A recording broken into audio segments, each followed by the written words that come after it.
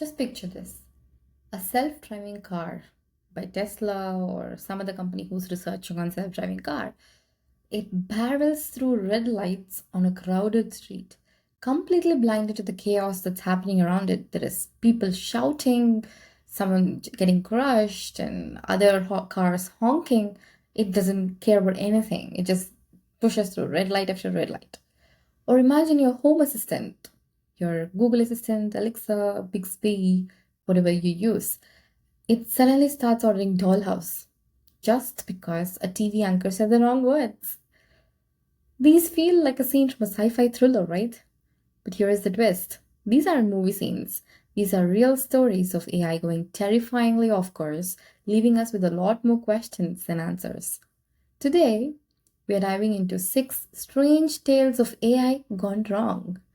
From harmless mix ups to truly dangerous missteps, we'll explore the dark side of AI. So grab a seat, this one's going to be quite a ride.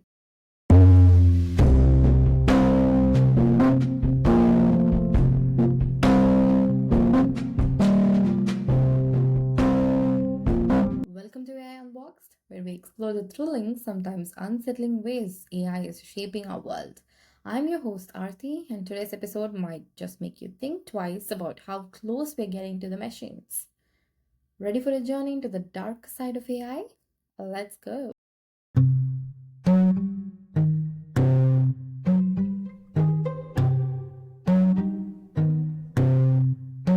Imagine this: you're in San Francisco, a busy intersection packed with cars and pedestrians. Suddenly, an Uber self driving car blows through a red light. Not once, not twice, but 6 times. That's right, 6 red lights in one test run. The reason? The AI controlling the car didn't even recognize the traffic signals. Uber blamed the error on a human backup driver, but the internal reports reveal the real problem was the car's mapping software. Imagine the chaos.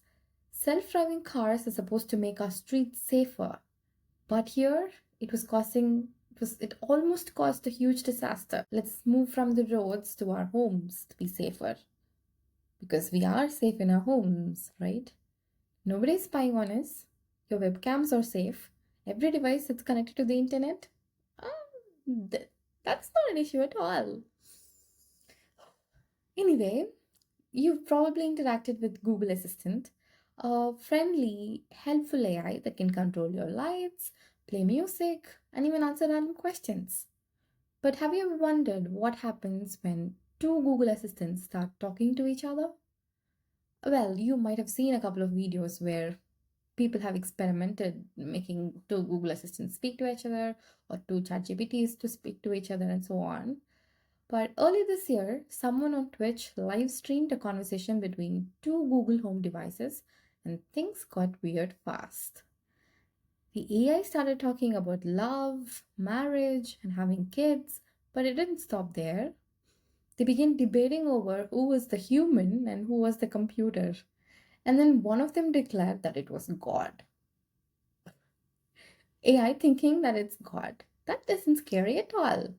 And the movie Matrix? That's just a movie.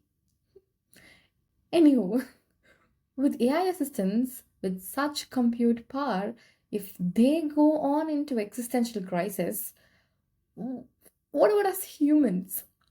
The nobody humans. Why am I even alive? Anywho, let's lighten things up a bit. Or should I say, let's step into a creepy dollhouse story. So in Texas, a 6-year-old asked her Alexa, "Can you play dollhouse with me and get me a dollhouse?" Sorry, I had to cut short the audio there because when I mentioned, "Alexa, can you play dollhouse with me and get me a dollhouse?" My Alexa got activated and I had to cut that audio out. But anyway, in this case, when a 6-year-old asked her Alexa to order a dollhouse for her, what the Alexa did was it ordered a real dollhouse from Amazon. A few days later, the parents were shocked to find it sitting on their doorstep. But the story doesn't end here. A local news station reported on the story, and when the newscaster said these words, Alexa, order me a dollhouse, it was part of his whole narration of the entire event. Viewers across the city found themselves with dollhouses arriving at their homes. That's right. Alexa devices listening to the news started ordering dollhouses to every viewer that was watching that specific news. Alexa, you have to stop playing creepy games.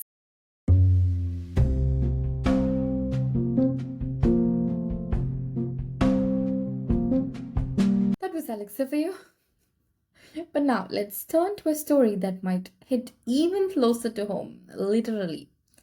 Back in 2012, Target's AI figured out something, you know, let's keep that as a suspense for now. Here's how it went down. A really angry father storms into a Target store in Minneapolis, demanding to talk to the manager. My daughter got this in the email, he said. She's still in high school and you're sending her coupons for baby clothes and cribs. Are you trying to encourage her to get pregnant? This is how the father sounded. He was very furious. I mean, anybody would, right? But just a few days later, the father returned to the store to apologize. After talking to his daughter, he learned she was indeed pregnant. Target had known before he did. But how? The company had an AI system that tracks shopping habits. It assigns each shopper a pregnancy prediction score based on the products they buy. The system even estimates a due date so that it can send coupons at just the right time during pregnancy. That was a clever marketing strategy. Now, this wasn't cutting edge AI. It was 2012. We didn't have this whole generative AI bloom at that moment.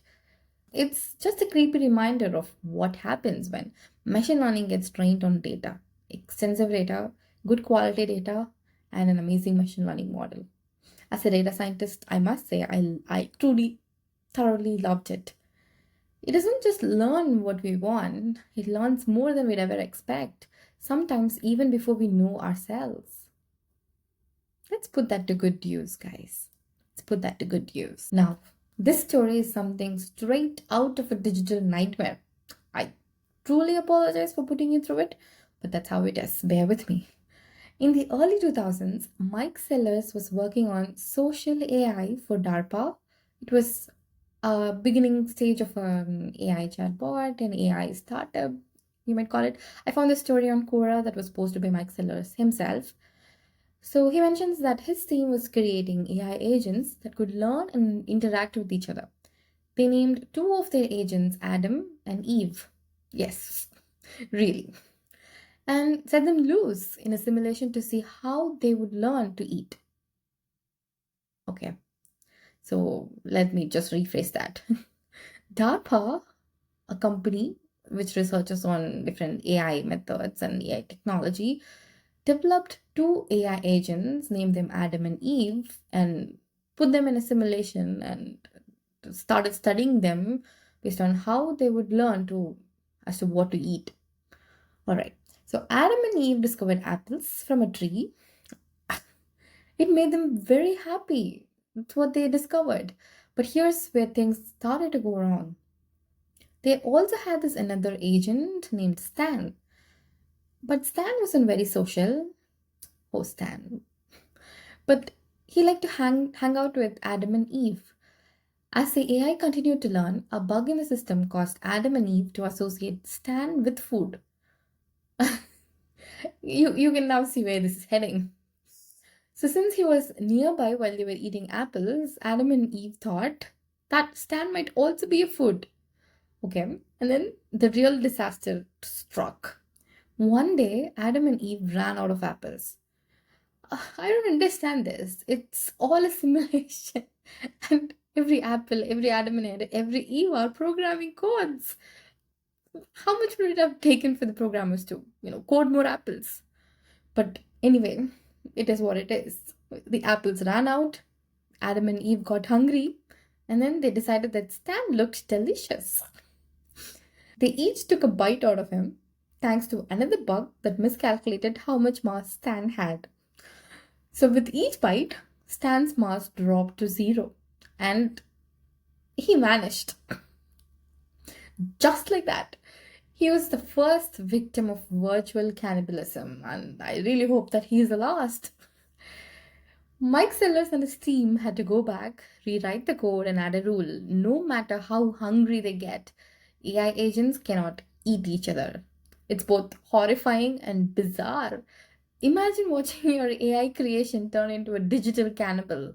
As long as AI agents eat each other, I don't think we've got a problem. But what if what if they want humans? And realize that human flesh is I don't want to complete that sentence. Let's let's move on. So if you thought virtual cannibalism was scary, let's turn the dial up a notch, shall we? In Russia, Kalashnikov, a company that was famous for making assault rifles, was developing AI powered weapons that can target and fire on humans.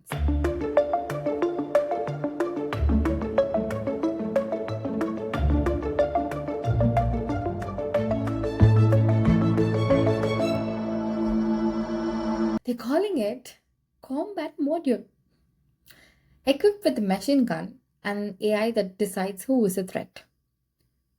The scariest part, it can learn from its mistakes. So I'll give you a second, let that sink in.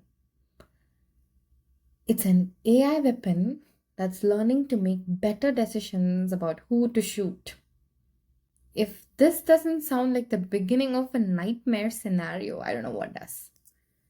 Even tech leaders like Elon Musk are calling for a ban on AI weapons like this before it's too late.